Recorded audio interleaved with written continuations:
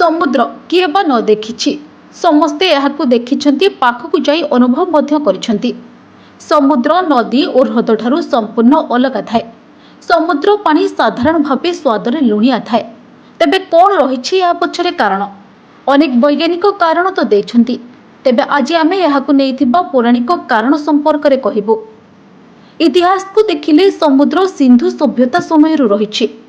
ସିନ୍ଧୁ ସଭ୍ୟତାର ଲୋକ ମେସୋପୋଟାମିଆ ସଭ୍ୟତାର ଅଧିବାସୀଙ୍କ ସହିତ ସାମୁଦ୍ରିକ ବାଣିଜ୍ୟ କାରବାର କରୁଥିବାର ଶୁଣାଯାଏ। ତେବେ ହିନ୍ଦୁ ଧର୍ମଗ୍ରନ୍ଥରେ ବରୁଣ ଦେବଙ୍କୁ ସମୁଦ୍ର ଦେବତା କୁହାଯାଏ। ଋଗ୍ବେଦ ଅନୁଯାୟୀ ବରୁଣ ଦେବ ସମୁଦ୍ର ବିଷୟରେ ସବୁକିଛି ଜାଣିଛନ୍ତି, କାରଣ ଏହା ତାଙ୍କର ରହିବା ସ୍ଥାନ। ଅନେକ ଏହାକୁ ମାତା ଲକ୍ଷ୍ମୀଙ୍କ ବାପଘର ବୋଲି ମଧ୍ୟ କୁହନ୍ତି। ହିନ୍ଦୁ ଧର୍ମରେ ସମୁଦ୍ର ମନ୍ଥନ ବିଷୟ ତ ଆପଣ ଜାଣିଥିବେ, ଯେଉଁଥିରେ ଦେବତା ଏବଂ ଅସୁରଙ୍କ ମଧ୍ୟରେ ଅମୃତ କଳସ ପାଇଁ ସମୁଦ୍ର ମନ୍ଥନ ହୋଇଥିଲା। ଏହି ସମୟରେ ସମୁଦ୍ରରୁ 14 ପ୍ରକାର ମୂଲ୍ୟବାନ ରତ୍ନ ବାହାରିଥିଲା। ତେଣୁ ଏଥିରୁ ଅନୁମାନ କରିହେଉଛି ଯେ ସମୁଦ୍ର ଦେବତା ଓ ଅସୁରଙ୍କ ସମୟରୁ ରହିଛି।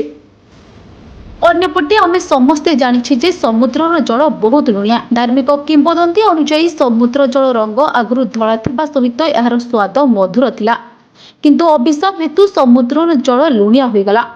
ସମୁଦ୍ର ଜଳ ଲୁଣିଆ ହେବା ପଛର ପୌରାଣିକ କାହାଣୀ ଆପଣ ଜାଣିଛନ୍ତି କି? ଏବେ ଜାଣନ୍ତୁ।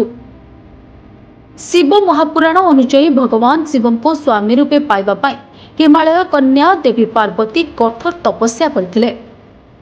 ତାଙ୍କର କଠୋର ତପସ୍ୟା ଦେଖି 3 ଲୋକ ଭୟଭୀତ ହୋଇ ଏହି ସମସ୍ୟାର ସମାଧାନ ଖୋଜିବା ଆରମ୍ଭ କରିଥିଲେ। ଅନ୍ୟପଟେ ସମୁଦ୍ର ଦେବତା ମଧ୍ୟ ପାର୍ବତୀଙ୍କ ରୂପରେ ଆକର୍ଷିତ ହୋଇଯାଇଥିଲେ। ଯେବେ ପାର୍ବତୀଙ୍କ ତପସ୍ୟା ଶେଷ ହେଲା, ଏହାପରେ ସମୁଦ୍ର ଦେବ ତାଙ୍କୁ ବିବାହ କରିବାକୁ ପ୍ରସ୍ତାବ ଦେଇଥିଲେ।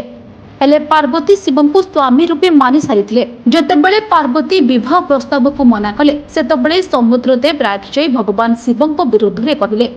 ଏହା ଶୁଣିବା ପରେ ଦେବୀ ପାର୍ବତୀ ରାଗିଯାଇ ସମୁଦ୍ର ଦେବଙ୍କୁ ଅଭିଶାପ ଦେଇଥିଲେ, ଯେଉଁଥିପାଇଁ ନିଜ ଧଳା ରଙ୍ଗ ଓ ମିଠା ସ୍ୱାଦକୁ ହରାଇ ବସିଲେ ସମୁଦ୍ର ଦେବ।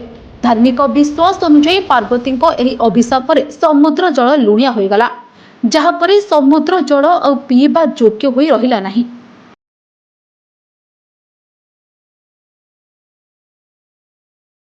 Bureau report, Odisha news room.